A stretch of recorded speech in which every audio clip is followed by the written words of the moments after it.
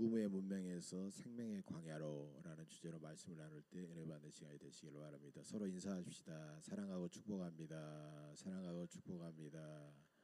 사랑하고 축복합니다. 감사합니다.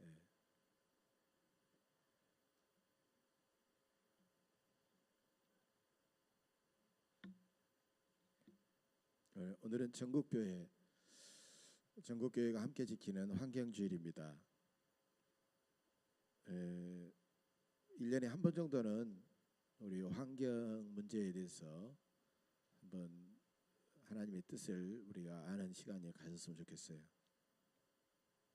하나님의 세상을 창조하실 때 마지막 6째 날에 당신의 형상대로 사람을 창조하시고, 그리고 그 사람으로 하여금 만드신 모든 만물을 잘 가꾸고 관리하고 다스리게 하셨습니다. 그리고 하나님은 에덴 동산을 창설하셔서 에덴 동산 안에서 하나님과 함께 살게 하셨죠. 에덴이라는 뜻은 기쁨, 희락 이런 뜻입니다. 기쁨의 동산이죠.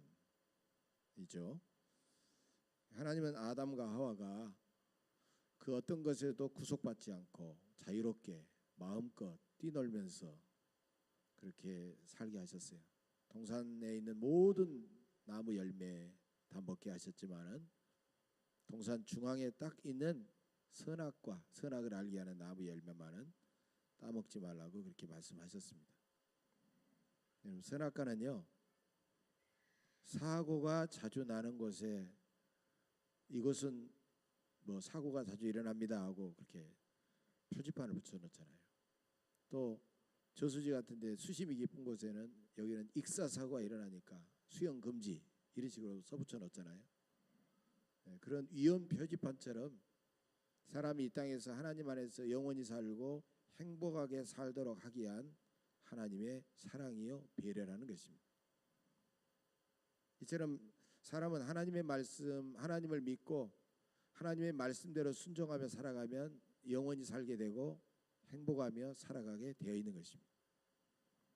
그러나 첫사람 아담과 하와는 선악과를 따먹고 불순종해서 그 순간 하나님과의 관계는 깨어지고, 하나님과의 관계가 깨어지는 것이 영적인 죽음이에요.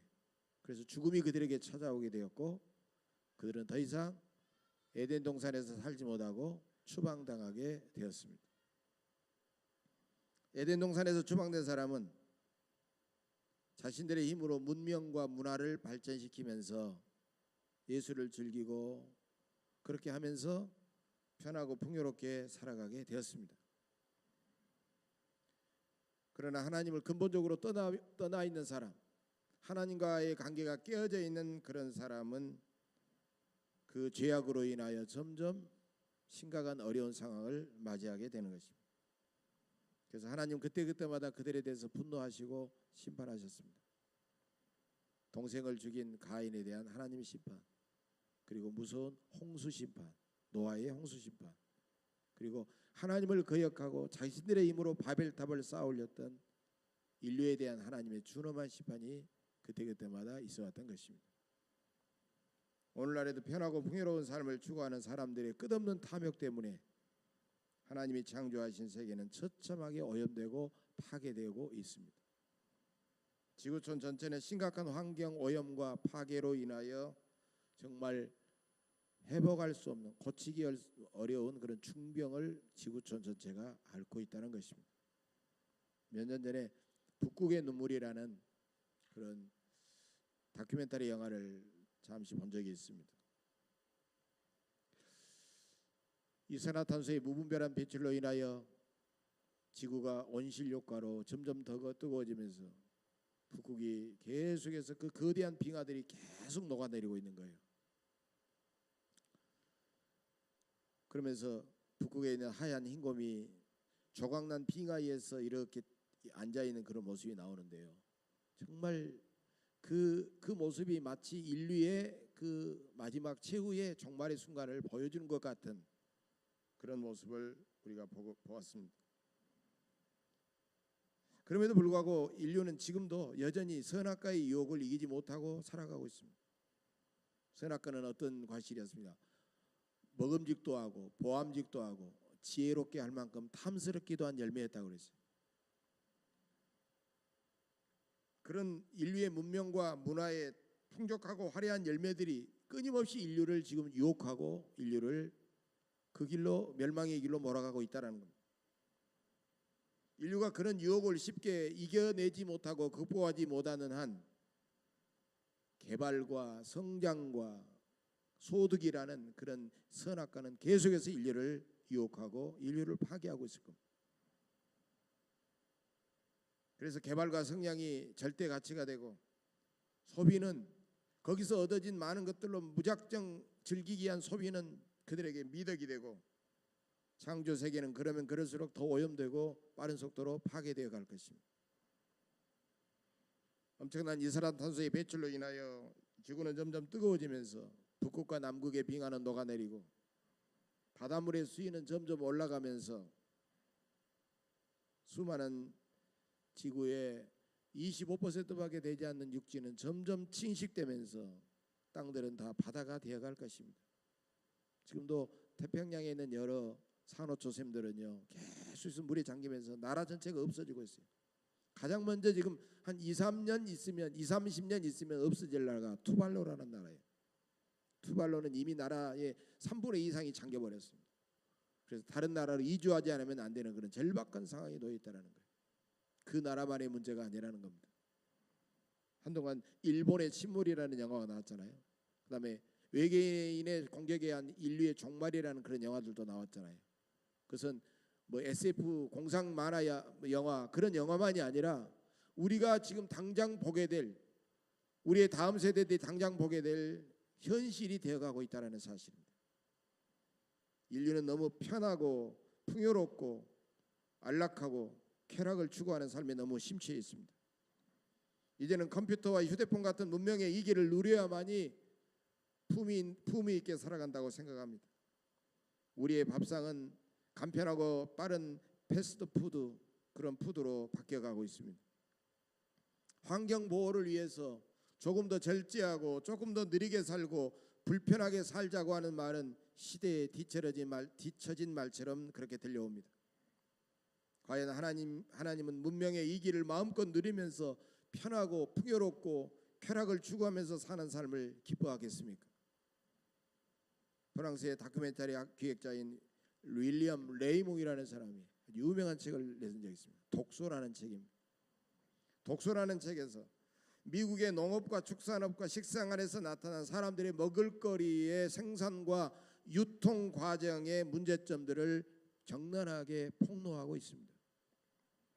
미국의 축산업자들은 공장식 축산업을 통해서 수많은 소들을 좁은 축사에 가둬놓고 가능하면 많은 항생제와 성장 호르몬을 그들에게 주사해서 상품을 대량 생산하듯 수많은 유구 고기소들을 생산하고 있습니다.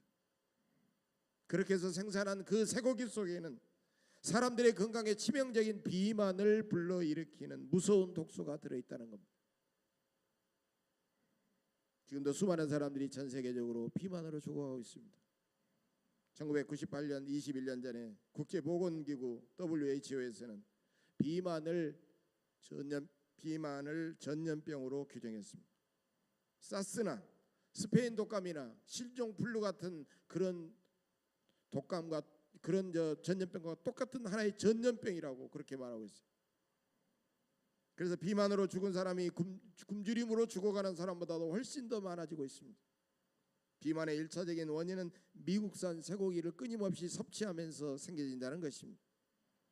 미국산 쇠고기의 생산과 유통 뒤에는 막강한 쇠고기 메이저 회사들이 있습니다. 쇠고기 메이저 회사뿐만 아니라 쌀과 밀과 같은 곡물 메이저, 석유 메이저, 무기 메이저들이 막강한 자금력으로 세계 시장을 지배하고 있습니다. 그런 메이저 회사는 어떤 한 국가가 수입을 막아낼 수 없을 만큼 강력한 힘을 가지고 있다는 겁니다. 우리는 10년 전에 이명박 정권 때 이미 그것을 보았습니다. 얼마나 많은 사람들이 미국산 쇠고기를 막아내려고 촛불 집회를 하고 그렇게 했습니까? 결국은 미국산 쇠고기는 우리나라에 들어와 시장을 잠식하고 있습니다. 또한 10년 전에 이명박 정부는 파이가 커져야 국민의 소득도 커질 수 있다라고 하는 그런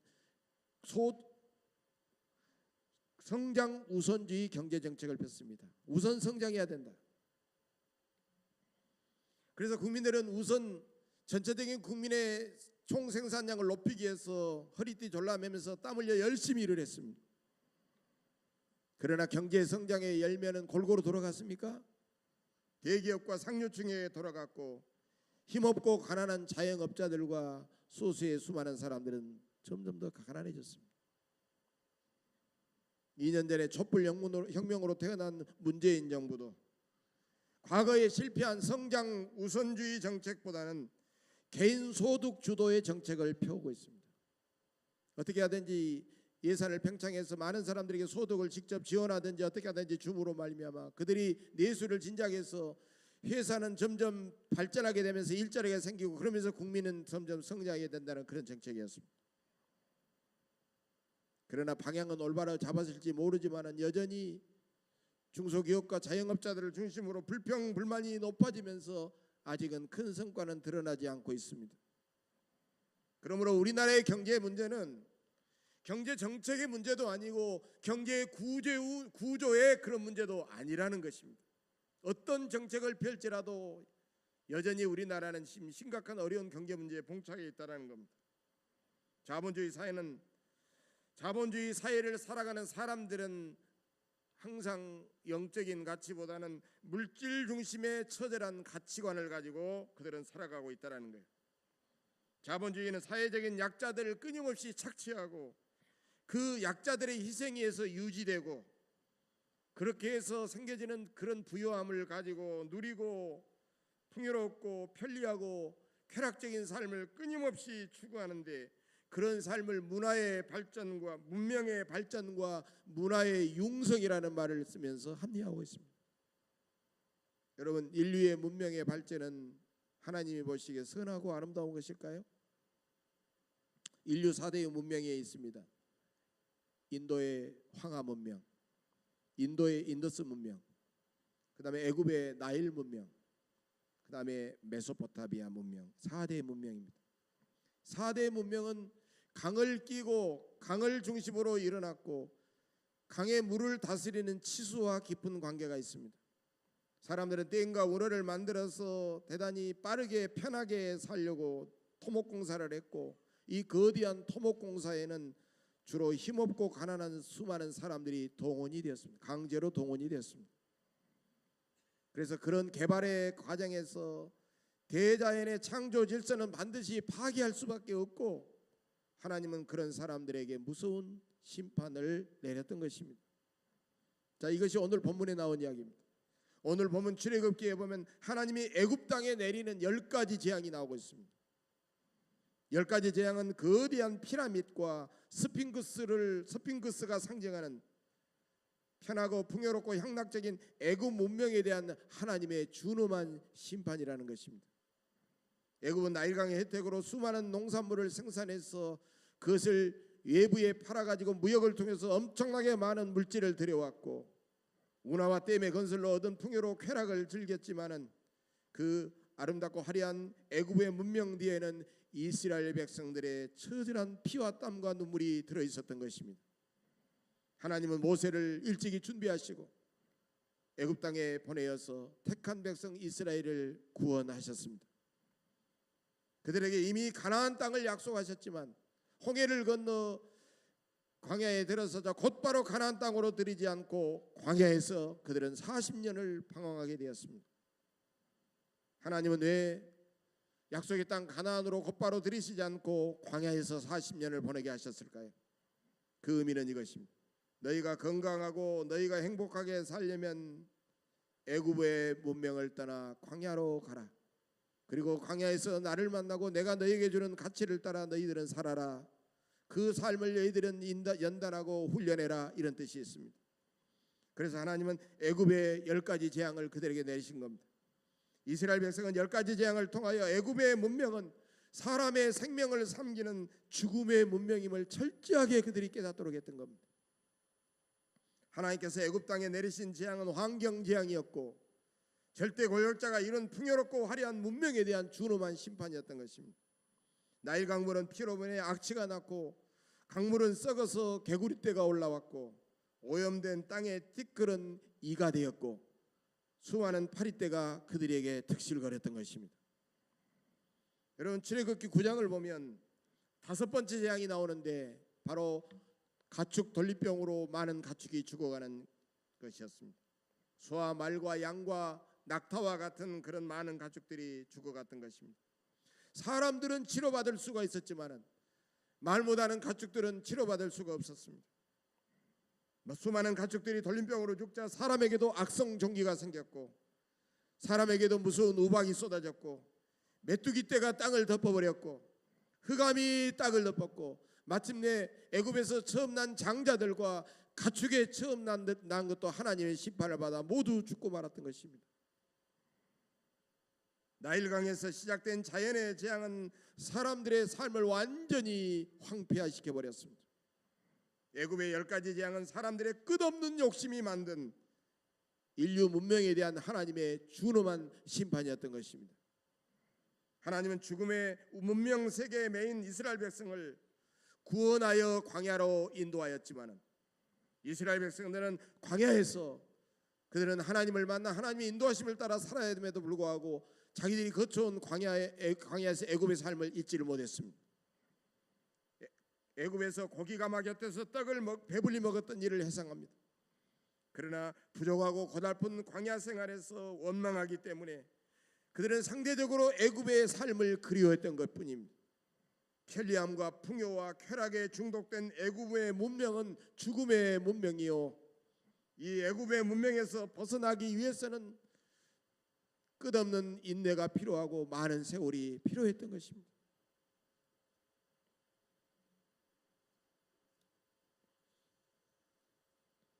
편리한 생활과 물질에 대한 풍요와 육신의 쾌락을 추구하는 사람들은 그것에 오랫동안 젖어 있고 중독되어 영원한 생명과 참되고 영원한 진리의 가치를 무시해버리고 살아가는 것입니다.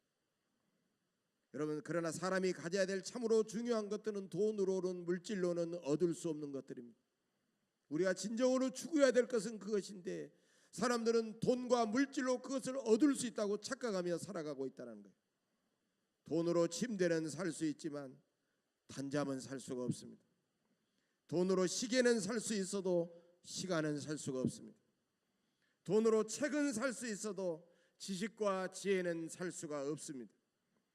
돈으로 세상의 지혜와 직분은 살 수 있어도 사람들로부터의 존경은 살 수가 없습니다. 돈으로 약국에 가서 약은 살 수 있어도 건강은 살 수 없습니다. 돈으로 고급 아파트는 살 수 있어도 행복한 가정은 살 수가 없습니다. 돈으로 맛있는 음식은 살 수가 있으나 그 음식을 맛있게 먹을 수 있는 입맛은 살 수가 없는 것입니다. 하나님은 이스라엘 백성이 애굽의 문명을 따라 아무것도 없는 광야에서 오직 하나님을 만나 하나님을 앙모하면서 하나님이 주시는 지혜와 능력으로 하나님과 함께 살아가기를 원하셨던 것입니다. 그래서 그들은 철저하게 하나님을 만나고 하나님의 그 사랑과 능력을 경험할 수 있도록 하나님은 직접 하늘에서 만나를 그들에게 내려주셨습니다. 그 만나를 먹으면서 자기들만 욕심내지 말고 다른 사람들과 그 물질을 함께 나누면서 함께 살아가는 그런 사랑의 공동체를 이루라는 것입니다. 광야에 반석을 치자 생수가 솟아올랐습니다. 그 우물의 생수는 어느 누구도 자기 것으로 독점할 수는 없습니다. 그 생수는 함께 만들고 함께 나누어야 될 바로 우리가 추구하는 생명과 정의와 평화의 생수인 것입니다. 하나님은 그들이 치열한 경쟁과 욕심으로 이루는 자기만의 세계를 탈피하고 자기만의 세계를 뛰어넘어 나눔과 정의, 공감과 사랑이 넘치는 아름다운 삶의 공동체를 이루도록 그들을 광야로 데려가서 철저하게 그들을 사랑하시고 공급해 주시고 그들을 하나님께서 훈련시켜 주신 것입니다. 그러면 과연 우리가 편리하고 풍요로운 지금까지 살아온 문명 세상을 벗어나 광야로 훌쩍 떠날 수 있을까요? 오랫동안 도시 문명에 익숙해진 우리가 훌쩍 광야로 떠난다고 하는 것은 어찌 보면 불가능한 일입니다. 요즘 텔레비전에서 자연인에 대한 이야기가 나오잖아요.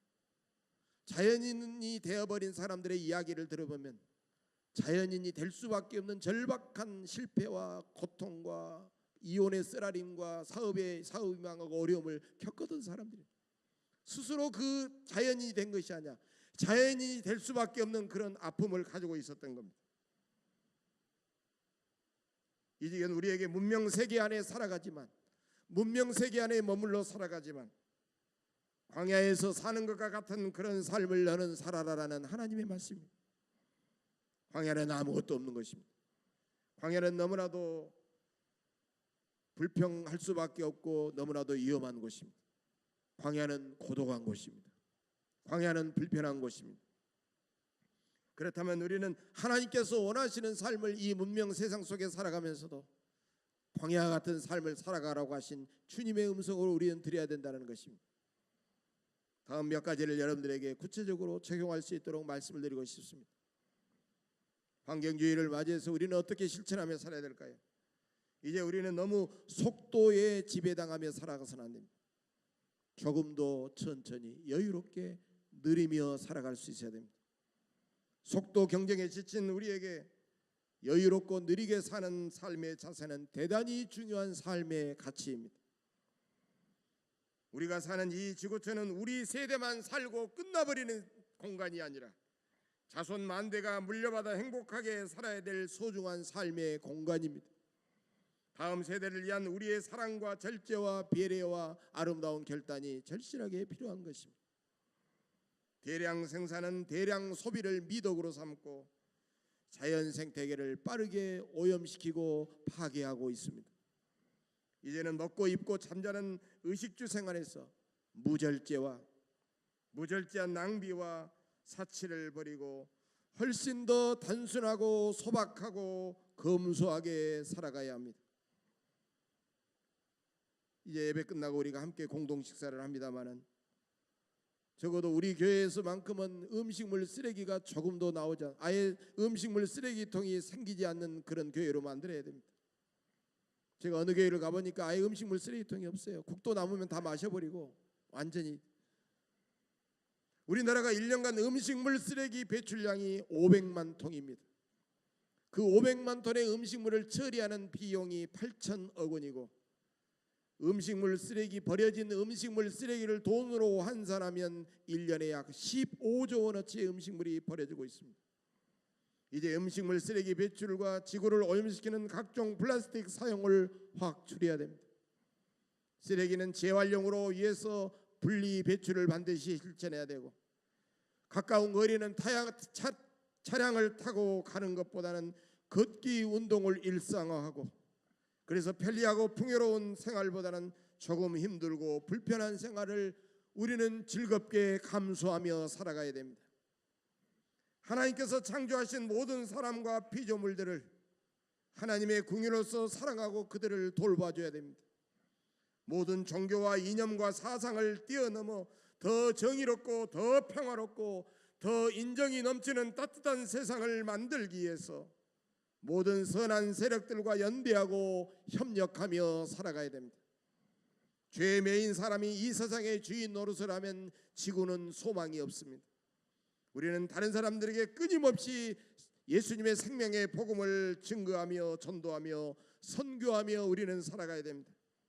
가정에서는 부모가 부모답고 자녀가 자녀답고 교회에서는 목회자가 목회자답고 교인은 교인답고 회사에서는 사주가 사주답고 노동자는 노동자답고 나라의 지도자는 지도자답고 국민은 국민다울 때 이 세상은 더 정의롭고 화목하고 조화로운 세상을 이루게 될 것입니다.